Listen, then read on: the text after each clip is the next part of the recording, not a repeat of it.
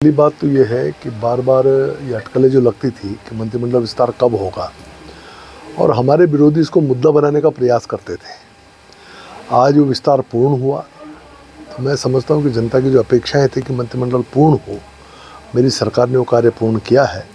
और मैं आपके माध्यम से उन तमाम जो 5 नए चेहरे हमारे मंत्रिमंडल में जुड़े हैं उनको अपनी ओर से बधाई भी देना चाहता हूँ, शुभकामनाएं भी देना चाहता हूँ।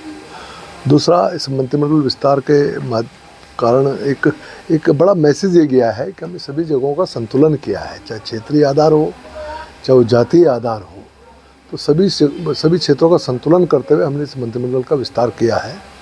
और अब एक चीज़ स्पष्ट हो गई, आगे सीधे सीधे चुनाव की लाइन सामने है कि आने वाले कुछ समय में क्योंकि चुनाव होने हैं, तो जिन लोगों के माइंड में भी रहा होगा कि शायद मैं कहीं मंत्री बन जाऊं या मैं कोई कुछ करूं, एक इस तरह के दिमाग में चीज़ें चलती रहती हैं, अब वो फोकस्ड होकर अपने चुनाव पर ध्यान दे पाएंगे। और मैं समझता हूँ इससे चुनाव में हमको लाभ मिलने वाला है। नहीं, हमने ये सोचने की हमें ज़रूरत क्या है। हमारे पास लोग हैं, हमारे चुनाव चिन्ह पर जीत के आ रहे हैं, हम उनको टिकट दे रहे हैं, चुनाव जिता रहे हैं, तो उनसे काम भी तो लेंगे ना।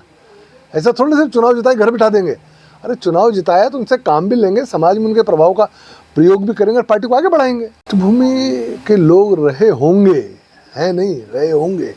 आज की तारीख में भारतीय जनता पार्टी के कार्यकर्ता हैं, भारतीय जनता पार्टी के चुनाव चिन्ह पर चुनाव जीत कर आए हैं, भारतीय जनता पार्टी की अगली सरकार बनाने के लिए तत्पर हैं, उसके लिए प्रयासरत हैं, तो उनको भारतीय जनता पार्टी का कार्यकर्ता ही मानना चाहिए। ये सोच गलत है कि हमें कहीं साहब वो पहले कांग्रेस में थे, रहे होंगे।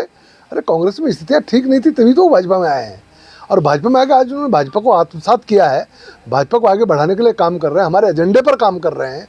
वो सारे विचार जो हमारे हैं, जिसको लेकर हम आगे बढ़ते हैं, वो सब उन्होंने उन विचारों को लेकर आगे बढ़ रहे हैं।